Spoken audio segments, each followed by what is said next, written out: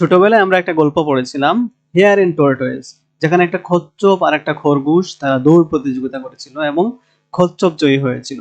খরগোশ তার অহংকারের কারণে এবং নিজের প্রতি অতিরিক্ত দাম্ভিকতার কারণে সে পরাজিত হয়। এটা নিছকই একটা গল্প হলেও এটা ছিল এলেগরির একটা উদাহরণ, যেগুলোকে ফেবল বলা হয়। প্রাণীর মাধ্যমে, প্রাণীদের কাজকর্মের মাধ্যমে সেগুলোকে পার্সনিফিকেশন করে অথবা জড়বস্তুকে পার্সনিফিকেশন করে তাদের মধ্যে মানুষের বৈশিষ্ট্য দিয়ে মানুষের কোনো একটা বিষয়কে উপস্থাপন করা। যেমন এই হেয়ার এন্ড টর্টয়েস থেকে আমরা জানতে পেরেছিলাম যে যে আস্তে চলে, ধীরে চলে, বুঝে শুনে চলে সেই জয়ী হয়, যেটা কচ্ছপ হয়েছিল। যখন কোনো একটা সাধারণ থট, আইডিয়া অথবা কনসেপ্টকে ঘুরিয়ে অন্যভাবে উপরে একটা প্রলেপ দিয়ে অথবা অন্য কোনো একটা গল্পের মাধ্যমে উপস্থাপন করা হবে, সেটাকে বলা হবে অ্যালেগরি। আরেকটা উদাহরণ হচ্ছে অ্যানিমেল ফার্ম, জর্জ অরওয়েলের। যে অ্যানিমেল ফার্মের মধ্যে তিনি দেখিয়েছেন যে একটা ফার্মের কিছু পশু তারা তাদের ফার্মের পরিচালকদের বিরুদ্ধে বিদ্রোহ করেছিল। তো সেখানে তিনি পশুর মাধ্যমে একটা ঐতিহাসিক ঘটনাকে রূপায়িত করেছিলেন অথবা হচ্ছে অ্যালেগরি বানিয়েছিলেন, যেখানে তিনি ফার্মের পশুগুলোর মাধ্যমে বলশেবিকদেরকে বুঝিয়েছিলেন রাশিয়া যখন রুশ বিপ্লব হয় তখন বলশেবিকরা ক্ষমতায় আসে এবং সমাজতন্ত্র প্রতিষ্ঠা হয় রাশিয়ায় 1917 সালে।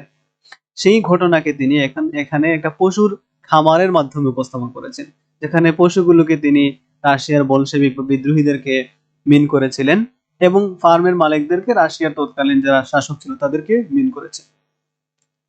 তারপরে আরেকটা উদাহরণ দেয়া যায়, দ্য ফেরি কুইন। এটা অ্যাডভান্স স্পেন্সারের লেখা, যেখানে হচ্ছে ফেরি কুইন বলতে রানী এলিজাবেথকে বোঝানো হয়েছিল এবং পুরো এই কবিতাটা একটা রূপক কবিতা ছিল, যেখানে ক্যারেক্টারগুলো প্রত্যেকটাই অন্য একটা বিষয়কে উপস্থাপন করত। যেমন এখানে রেড ক্রস নাইট নামে একজন মানুষ ছিল, যে সাধারণ খ্রিস্টান ধার্মিকদেরকে এখানে রিপ্রেজেন্ট করেছিল।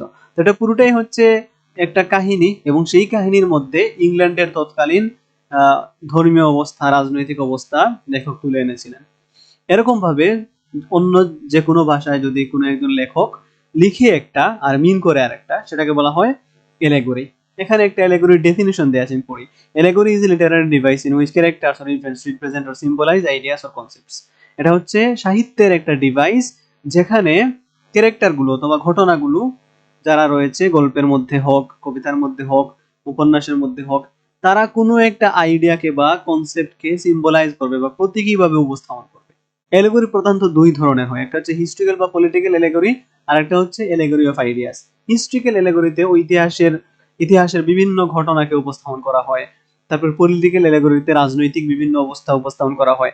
দেখা যায় যে বিভিন্ন দেশে রাজনৈতিক চাপের কারণে অনেক লেখক মত প্রকাশ করতে পারেন না, তখন তারা অ্যালেগরিক্যালি লেখেন, পশু পাখি ইত্যাদির মাধ্যমে অথবা কোনো একটা নরমাল কাহিনী গল্পের মাধ্যমে তিনি তার দেশের বর্তমান পলিটিক্যাল অবস্থাকে তিনি তুলে ধরেন।